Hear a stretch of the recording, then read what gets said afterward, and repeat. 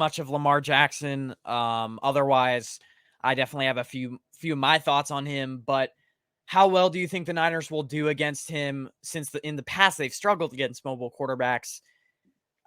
This is a guy who in 2019 absolutely shredded the 49ers with his running. Then again, he was in his MVP season. He played really well that year, especially in the regular season. That was in Baltimore. We had Jimmy Garoppolo. It was a lot different. Completely different defensive coordinator. But how well do you think they do? How do they need to play him? I want to hear kind of your thoughts on that. Yeah, I know, like, everyone talks about how the 49ers have struggled against mobile quarterbacks, but like a lot of defenses do. I actually think the 49ers have played mobile quarterbacks this season pretty well as far as limiting, their running and Right. containing them. I think that's been the key for them this season is containment. It's not about like I don't know. It's not about waiting for them to run and hope you have guys in place. Like they're kind of keeping them in the pocket to begin with, forcing them to throw. And that has worked. Like Dak, I don't see as like super mobile, but every once in a while you might have that threat. Just something to think about. Geno Smith, might more or less have that threat. Jalen Hurts definitely had that threat. I thought they did a good job of keeping him in the pocket because that's kind of like where he struggles the most, right? Like I think these past few weeks we've kind of seen that. So it worked in their favor. Kyler Murray and Steve Wilkes said as much too. Same but different. Kyler I think he talked about how he's a little more comfortable throwing in the pocket, how he's getting better at that. And so again, like I thought they did a decent job of keeping him contained more or less. But I think Lamar is a different kind of quarterback because he can do everything well. Like, okay, you want to keep him in the pocket, he's gonna hang in there and he's gonna make a throw. Throw Like, deep. Yeah. nothing really doesn't seem like anything really phases him. And so that I think is the struggle. You're gonna have to play good coverage, good containment, and also when you do all of those things, and you're gonna have to make sure that he doesn't run out and make some like crazy play or something like that. I think that's the real threat with Lamar's. He can beat you a lot of different ways, and so that's the worry for me. But just the way that the 49ers have been able to, I will say this. I'm worried about the injuries and I'm worried about the missed tackles with the 49ers defense right now. If they can real quick, do you have any news on Lenore? Sorry to interrupt, but no.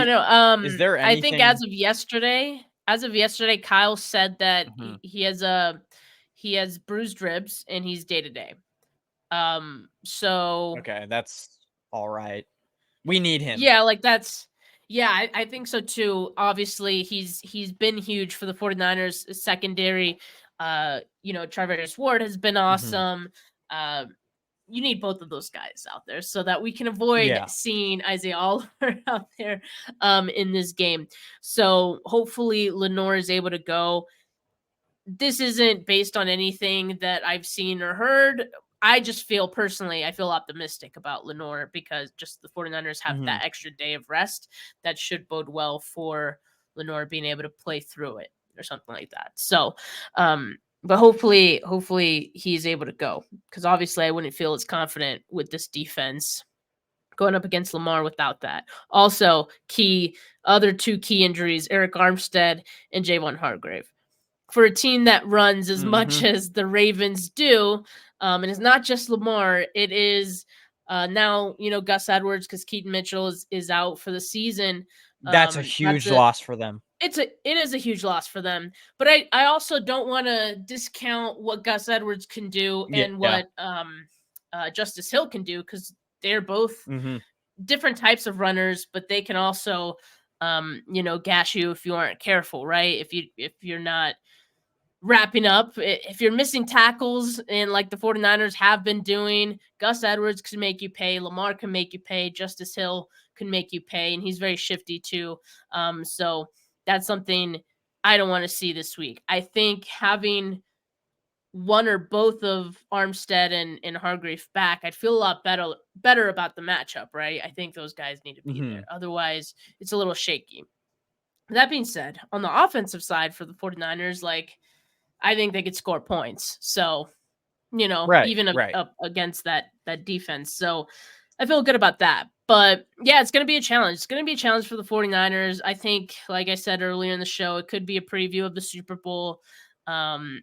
So yeah, hopefully the 49ers defense steps up to that challenge. Like Fred Warner needs to have a vintage Fred Warner game, right? And Oh, he yeah. has a way of stepping up and playing his best games against best opponents, right? And so I'm expecting a bounce back week from Fred and a big one at that. So they're gonna need it and from the guys on the defensive line to step up as well.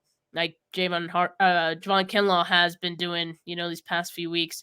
So yeah, it's gonna be they're gonna need all 11 guys on the field, playing their Yeah. best. I mean, you basically covered it, but I mean, the defensive ends, they can't get too when they're pressuring, you can't get too upfield on Lamar Jackson because then he's just gonna Mhm. gash you in the run game. But I mean, it's kind of like pick your poison with him. I feel like the night when from what I've watched of him, if you get pressure on Lamar Jackson, he automatically looks to run. So I feel like if you're the Niners, you have to play press man to man. You can't do this zone stuff off. Just you have to get up in the receiver's face because I think it's if you can at least you know, make the Ravens try to go deep because you're covering everything inside. And I know, they can hit you with the deep ball, but I think it's better than allowing the Ravens just to go down the field with these methodical drives of because they can hit every slant, they can hit every short route. You have to make them go deep because if you can do that, then maybe you allow the defensive line to get a little bit of pressure on Lamar and then he runs the ball, which I know he's a great runner, but I feel like we have linebackers in the second level that can contain him a little bit from picking up huge gains with his legs. Another thing that I think the Niners I mean, I don't think they've seen it all year is the RPO. That's a huge thing that the Ravens run. Now with Keaton Mitchell, the reason why he's such a huge loss is because the speed. I Mhm. feel like the big way that you can maybe attack the Niners is by speed. And now with them losing Keaton Mitchell, Gus Edwards is great, like you said, but he's more of a bruiser back, not as explosive. Like for him, it's like he's a running back that you can lean on, but he's not going to get you 40-yard gains like Keaton Mitchell used to. And I think the Niners in the past, they've showed that they kind of are struggle a big time with speed.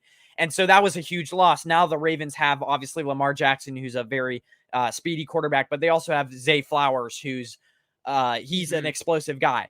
But losing Keaton Mitchell, you kind of lose that explosiveness out of the backfield. And so now the 49ers don't have to respect that run game as much. But the RPO is something that I don't know how you attack it. I really don't. That's going to be huge. It's going to be interesting to see how the Niners kind of get that, how they contain Lamar Jackson. But like I said before, if it came down to Lamar Jackson running or beating you through the pass game, I want him to run because I think there's only so much a quarterback can actually run before you can contain him. I believe in our linebackers to contain him. So I don't know if that made sense, but Yeah, I mean, Fred and Greenlaw could definitely work sideline to sideline, and I do think obviously they're gonna have a big hand in stopping Lamar Jackson, but he's so fast. Like yeah, if they're gonna be like that second level of defense there, and